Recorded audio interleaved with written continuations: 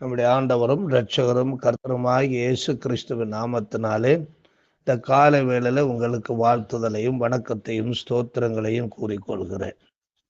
நம்முடைய தேவன் ஆகாரம் கொடுக்கிற தேவனாய் இருக்கிறார். பசித்தவர்களுக்கு ஆகாரம் கொடுக்கிறவர் நம்முடைய தேவன். இந்த உலகத்துல மனிதனை உண்டாக்கின பொழுதிலும் எல்லா உயிரினங்களை உண்டாக்கின பொழுதிலும் அவைகள் எல்லாவற்றுக்கும் என்ன ஆகாரங்கள் வேண்டும் என்பதை தேவன் தீர்மானித்தவராய் இந்த உலகத்தை உண்டு பண்ணி இருக்கின்றார். இப்பொழுதும் அவர் மனிதனை பராமரிக்கிறவராய் இருக்கிறார். மனுக்குலத்தை பராமரித்து வழிநடத்துகிற தேவனாய் இருக்கிறார். பைபிளில் நாம் வாசிக்கும் போது அநேக இடங்களிலே தேவனுடைய பராமரிப்பு மிகவும் அதிகமாக காணப்படுகிறது என்பதை நாம் உணர்கிறோம். ஆகையினால்தான் அவர் நமக்கு தந்திருக்கிற ஆகாரங்களை நினைத்து தேவனுக்கு ஸ்தோத்திரங்களை செலுத்த வேண்டும் என்று காலங்காலமாக நம்பப்படுகின்றது. யோவான் சுவிசேஷத்தை நாம் வாசித்த பொழுது இயேசு கிறிஸ்து நானே ஜீவ அப்பம் என்று சொன்ன வார்த்தை இங்கே காணப்படுகிறது. யோவான் 6ஆம் அதிகாரம் 48ஆம் வசனத்தில் இயேசு கிறிஸ்து சொல்லுகிறார், ஜீவ அப்பம் நானே என்று அவர் சொல்லுகிறார். இயேசு கிறிஸ்து தன்னை ஜீவ அப்பமாக இஸ்ராயேல் மக்கள் மத்தியிலே அவர் பிரகடனப்படுத்துகின்றார்.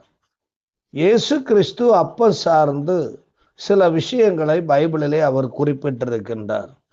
மத்தேயு 4ஆம் அதிகாரம் 4ஆம் வசனத்தை நாம் வாசிக்கும் பொழுது இயேசு கிறிஸ்து சொல்லுகிறார், மனுஷன் அப்பத்தினாலே மாத்திரமல்ல தேவனுடைய வாயிலிருந்து புறப்படுகிற ஒவ்வொரு வார்த்தையினாலும் பிழைப்பான் என்று எழுதியிருக்கிறதாக இயேசு கிறிஸ்து சொல்லுகிறார். இயேசு கிறிஸ்து பரிசுத்த ஆவியினாலே வனாந்தரத்திற்கு கொண்டு போகப்பட்டு பிசாசினாலே 40 நாள் சோதிக்கப்படுகிறார். அப்பொழுது அவர் ஒன்றும் சாப்பிடாத இருந்தார். அந்த உபவாச நாட்கள் முடிந்த போது அவருக்கு பசி உண்டாயிற்று என்று சொல்லப்பட்டிருக்கிறது. அப்படி பசி உண்டான பொழுது பிசாசு அவரிடத்துல வந்து சொல்லுகிறார், நீங்க தேவனுடைய குமாரன் தானே, இந்த வனாந்தரத்துல ஆகாரம் எல்லாம் கிடைக்காது, ஆகையினால நீ கல்லுகளை அப்பமாக்கித்தான் சாப்பிடணும், உனக்கு அது ரொம்ப பெரிய காரியம் இல்ல, இந்த கல்லெல்லாம் அப்பம் ஆக்கி சாப்பிடலாமே என்று சொல்லுகிறார். அப்பதான் இயேசு கிறிஸ்து சொல்லுகிறாரு, பசி வந்தா ஆகாரம் சாப்பிடணும்னு அவசியம் இல்லை, தேவனுடைய வார்த்தைகளை ஏற்றுக்கொண்டு தேவனுடைய வார்த்தைகளை சுவீகரித்து கொண்டாலே பசி ஆறி போகும். மனுஷன் அப்பத்தினால மாத்திரமல்ல தேவனுடைய வாயிலிருந்து புறப்படுகிற ஒவ்வொரு வார்த்தையினாலும் பிழைப்பான் என்று சொன்னார். நாமும் அப்படிதான். நாம் பசியோடு இருக்கிறோம் என்று கவலைப்பட வேண்டியதில்லை. தேவ வார்த்தைகளை அன்றாட உட்கொள்ளும் பழக்கம் நமக்கு இருக்குமானால் நம்முடைய சரீர பசி கூட அது அடங்கி போகும் என்பதிலே எந்த மாற்று கருத்தும் இல்லை. இரண்டாவதாக யோவான் 6ஆம் அதிகாரம் 31ஆம் வசனத்தை நான் வாசிக்கும் பொழுது இயேசு கிறிஸ்து சொல்லுகிறார், யோவான் 6ஆம் அதிகாரம் 31ஆம் வசனம், வானத்திலிருந்து அவர்களுக்கு அப்பத்தை புசிக்க கொடுத்தார், நம்முடைய பிதாக்கள் வனாந்தரத்தில் மன்னாவை புசித்தார்கள் என்று சொல்லப்பட்டிருக்கிறது. அதாவது பழைய ஏற்பாட்டின் காலத்துல இஸ்ராயேல் மக்களை எகிப்திலிருந்து கானானுக்கு நேராய் அழைத்து கொண்டு வரும் பொழுது வழியிலே அவர்களுக்கு ஆகாரம் இல்லாதிருந்த சூழ்நிலையிலே அவர்கள் தேவனை நோக்கி முறையிட்ட பொழுது தேவன் பரலோகத்திலிருந்து தம்முடைய அப்பத்தை, தூதர்களின் அப்பமாகிய மன்னாவை அவர்களுக்கு கொடுத்து சுமார் 40 வருஷம் அவர்களை போஷித்தார். அதாவது வனாந்தரத்திலே தேவன் அவர்களுக்கு ஒரு பந்தியை ஆயத்தப்படுத்தினார் என்று கூட பைபிளிலே சொல்லப்பட்டிருக்கிறது. வனாந்தரத்திலே ஆகாரம் கிடைக்காது. இயேசு கிறிஸ்துவுக்கும் வனாந்தரத்திலே உபவாசம் பண்ணிய போது ஆகாரம் கிடைக்கவில்லை. அவருக்கு தேவனுடைய வார்த்தைகள் ஆகாரமாய் இருந்தது. இங்கே இஸ்ராயேல் மக்களுக்கு வனாந்தரத்திலே ஆகாரம் இல்லை. பரலோகத்திலிருந்து வானத்திலிருந்து அவர்களுக்கு ஆகாரம் கொண்டு வரப்பட்டது. தேவன் தூதர்களின் அப்பத்தை, மன்னாவாகிய அப்பத்தை அவர்களுக்கு உணவாக கொடுத்தார் என்று நாம் பார்க்கிறோம். ஆகையினால் வனாந்தரத்திலே கூட தேவன் மனிதனை போஷிக்கின்றார் என்று நாம் அறிய முடிகின்றது.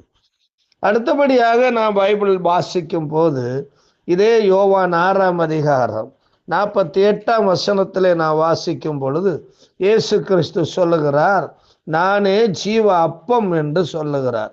இயேசு கிறிஸ்து சொல்லுகிறார், இந்த ஜீவ அப்பம் வானத்திலிருந்து வந்த இயேசுவாகிய அப்பம் என்று தன்னைத்தானே அவர் சொல்லுகிறார். இது வானத்திலிருந்து கொண்டு வரப்பட்ட அப்பம், தேவனால் பிரத்யேகமாய் ஆயத்தம் பண்ணப்பட்டு கொடுக்கப்பட்ட அப்பம். இது இஸ்ராயேல் மக்களுக்காக மட்டுமல்ல, முழு உலகத்துக்காகவும் இந்த அப்பம் கொடுக்கப்பட்டதென்று இயேசு கிறிஸ்து தன்னை குறித்து சொல்லுகிறார். வனாந்தரத்தில் எப்படி மோசேயின் மூலமாய் அப்பம் கொடுக்கப்பட்டதோ அதே போல இந்த காலத்துல தேவன் தாம் பிரத்யேகமாய் ஆயத்தம் பண்ணி இருந்த அப்பத்தை இந்த உலகத்திற்கு உணவாக கொடுத்திருக்கிறார் என்று இயேசு கிறிஸ்து சொல்லுகிறார். அவர் அதை அழகா விளக்கமா சொல்லுகிறாரு. உங்கள் பிதாக்கள் வனாந்தரத்திலே மன்னாவை புசித்திருந்து மரித்தார்கள், இதிலே புசிக்கிறவன் மறியாமல் இருக்கும்படி இது வானத்திலிருந்து இறங்கின அப்பம், நானே வானத்திலிருந்து இறங்கின ஜீவ அப்பம். இந்த அப்பத்தை புசிக்கிறவன் என்றென்றைக்கும் பிழைப்பார். நான் கொடுக்கும் அப்பம் உலகத்தின் ஜீவனுக்காக நான் கொடுக்கும் என் மாம்சமே என்று இயேசு கிறிஸ்து சொல்லுகிறார். இந்த அப்பத்தை புசித்து அவர் கீழ் 53ஆம் வசனத்துல நான் வாசிக்கிறோம், நீங்கள் மனுஷகுமாரனுடைய மாம்சத்தை புசியாமலும் அவருடைய இரத்தத்தை பானம் பண்ணாமலும் இருந்தால் உங்களுக்குள்ளே ஜீவன் இல்லை என்று இயேசு கிறிஸ்து சொல்லுகிறார். என் மாம்சத்தை புசித்து என் இரத்தத்தை பானம் பண்ணுகிறவனுக்கு நித்திய ஜீவன் உண்டு, நான் அவனை கடைசி நாளில் எழுப்புவேன். என் மாம்சம் மெய்யான போஜனமாயிருக்கிறது, என் இரத்தம் மெய்யான பானமாயிருக்கிறது. என் மாம்சத்தை புசித்து என் இரத்தத்தை பானம் பண்ணுகிறவன் என்னிலே நிலைத்திருக்கிறான், நானும் அவனிலே நிலைத்திருக்கிறேன் என்று இயேசு கிறிஸ்து சொல்லுகிறார். இயேசு கிறிஸ்து தன்னை ஆன்மீக உணவாக கொடுக்கின்றார். இயேசு கிறிஸ்து தன்னை பலியாக அவர் ஒப்பு கொடுக்கின்றதைத்தான் இங்கு சொல்லப்பட்டிருக்கின்றது. அது மட்டுமல்ல, இயேசு கிறிஸ்து மத்தேயு 26ஆம் அதிகாரம் மத்தேயு 26ஆம் அதிகாரத்துல சீஷர்களை பார்த்து இறுதி ராவு இருந்த நேரத்திலே அவர் சொல்லுகிறார், இதே வார்த்தைகளை அவர் சொல்லுகிறார். 26ஆம் அதிகாரம் 26 நாம் தொடர்ந்து வாசிக்கும் பொழுது தெரிகிறது. அவர்கள் போஜனம் பண்ணுகையில் இயேசு அப்பத்தை எடுத்து ஆசீர்வதித்து அதை பிட்டு சீஷர்களுக்கு கொடுத்து, நீங்கள் வாங்கி புசியுங்கள், இது என்னுடைய சரீரமாயிருக்கிறது என்றார். பின்பு பாத்திரத்தையும் எடுத்து ஸ்தோத்திரம் பண்ணி அவர்களுக்கு கொடுத்து, நீங்கள் எல்லாரும் இதிலே பானம் பண்ணுங்கள், இது பாவ மன்னிப்புண்டாகும்படி அநேகருக்காக சிந்தப்படுகிற புது உடன்படிக்கைக்குரிய என்னுடைய இரத்தமாயிருக்கிறது என்று இயேசு கிறிஸ்து சொல்லுகிறார். அதாவது இஸ்ராயேல் மக்கள் எகிப்திலிருந்து அவர்கள் இஸ்ராயேலுக்கு நேராக கானான் தேசத்துக்கு நேராக கடந்து வந்த பொழுது தேவன் அவர்களுக்கு பஸ்கா பண்டிகையை கட்டளையிட்டார். அந்த பஸ்கா பண்டிகையை அவர்கள் எகிப்திலேயே கொண்டாடுகிறார்கள். அந்த எகிப்திலே கொண்டாடப்பட்ட பஸ்காவில் இருந்தால் அவர்களுக்கு விடுதலை பயணம் ஆரம்பமாகிறது. அதுக்கு பிறகு ஒவ்வொரு வருடமும் அவர்கள் தங்கள் நாட்டிலே பஸ்கா பண்டிகையை கொண்டாடி வருகிறார்கள். இப்பொழுதும் அவர்கள் அந்த பஸ்கா பண்டிகையை கொண்டாடுகிறார்கள். அந்த பஸ்கா பண்டிகையிலே புளிப்பில்லாத அப்பமும் ஆட்டுக்குட்டியினுடைய மாம்சத்தை சுட்டு சாப்பிடுகிறதும் கசப்பான கீரைகளை சாப்பிடுகிறதும் அது அவர்களுடைய அன்றாட பழக்கமாய் இருக்கிறது. இந்த இயேசு கிறிஸ்து பைபிள் நமக்கு சொல்லுகிறது பஸ்கா ஆடாகிய இயேசு கிறிஸ்து என்று சொல்லப்பட்டிருக்கிறது. அது மட்டுமல்ல, யோவான் 1ஆம் அதிகாரத்திலே சொல்லப்பட்டிருக்கிறது, இது உலகத்தின் பாவங்களை சுமந்து தீர்க்கிற தேவ ஆட்டுக்குட்டியாக இருக்கிறது. இயேசு கிறிஸ்து தேவ ஆட்டுக்குட்டியாக இருப்பதனாலும் இயேசு கிறிஸ்து ஜீவ அப்பமாக இருப்பதனாலும் இந்த அப்பத்தையும் இயேசு கிறிஸ்துவின் இரத்தத்தையும் சாப்பிடுகிறவர்களுக்கு அதாவது அப்பத்தையும் திராட்சரசத்தையும் இயேசுவின் சரீரம் இரத்தம் என்ற நம்பிக்கையின் அடிப்படையிலே சாப்பிடும் போது அது அவர்களுக்கு ஜீவனை கொடுக்கிறதா இருக்கிறது. இயேசு கிறிஸ்து அடுத்து இன்னும் சொல்லுகிறாரு, நான் வருவது வரையிலும், நான் என்றைக்கு வருகிறனோ அது வரையிலும் இந்த அப்பத்தையும் இந்த திராட்சரசத்தையும் கட்டாயம் என்னை நினைத்து நீங்கள் சாப்பிட வேண்டும் என்று இயேசு கிறிஸ்து சொல்லி இருக்கின்றார். அது இன்று வரையிலும் சபையிலே அன்றாடம் கடைபிடிக்கப்பட்டு வருகிறது. இயேசு கிறிஸ்துவனுடைய சரீரமும் இரத்தமும் நமக்கு ஜீவ அப்பமாய் இருக்கிறது, உயிருள்ள அப்பமாய் இருக்கிறது.